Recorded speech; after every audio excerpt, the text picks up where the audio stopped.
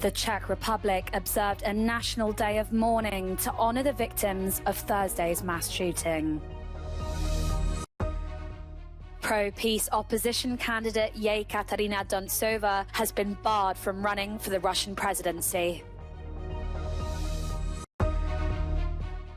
Poland's new foreign minister urges Ukraine's allies to mobilize economies on first visit abroad. Fighting in the Gaza Strip continues despite a UN Security Council resolution that approved aid without an appeal for ceasefire. The Czech Republic came to a standstill at midday Saturday as the country observed a minute of silence as part of a national day of mourning to honour the victims of this week's mass shooting at Charles University in Prague. National flags on public buildings were at half-mast and bells tolled at midday. President Peter Pavel and speakers of both houses of parliament attended a service with the general public. Students also lit thousands of candles at makeshift memorials at the Faculty of Arts and the university headquarters nearby, where the shooting took place. The shooting inside the university's Faculty of Arts on Thursday killed 14 people and wounded 25 before the gunman killed himself. Police and prosecutors say they have evidence the 24-year-old shooter also killed his father earlier in the day, as well as a man and baby in Prague last week. The investigation is still ongoing. Poland's new foreign minister, Radosław Sikorski, has chosen Ukraine for his first visit abroad in a sign of support as other allies waver on aid. Sikorski urges Kyiv's allies to mobilize their economies to support Ukraine's military, which is fighting off invading Russian forces.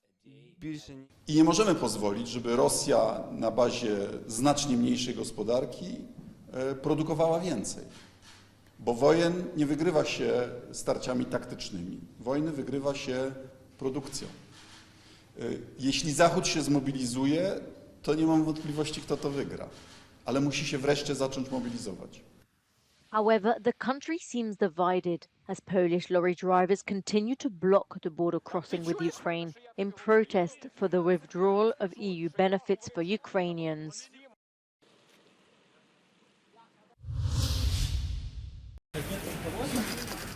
Former TV journalist Katarina Dontsova has been barred from running for the Russian presidency. Dontsova supported an end to the war in Ukraine. She will not be allowed to run against Vladimir Putin in March. Members of the Central Electoral Commission voted unanimously to reject her candidacy, citing violations within Dontsova's papers.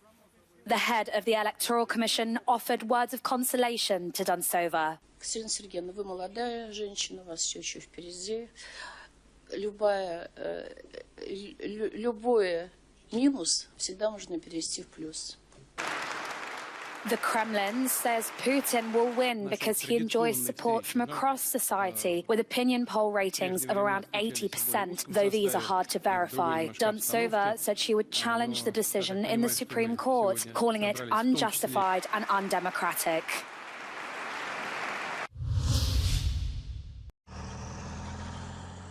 Fighting in the Gaza Strip continued today, despite a UN Security Council resolution that approved aid without an appeal for a ceasefire. Many have criticised the resolution as watered down and nearly meaningless. Israel pressed its Gaza offensive Saturday, with Hamas authorities reporting heavy shelling in several cities following the resolution. The IDF reported it had eliminated 8,000 terrorists affiliated with Hamas and the Palestinian Islamic Jihad since the 7th of October offensive. At least 201 people have been killed in Gaza in the last 24 hours, and 368 were injured as Israeli attacks continued in Enclave, according to Gaza's health ministry. The new toll brings those killed in Gaza since the beginning of the war to 20,258, with 53,688 injured.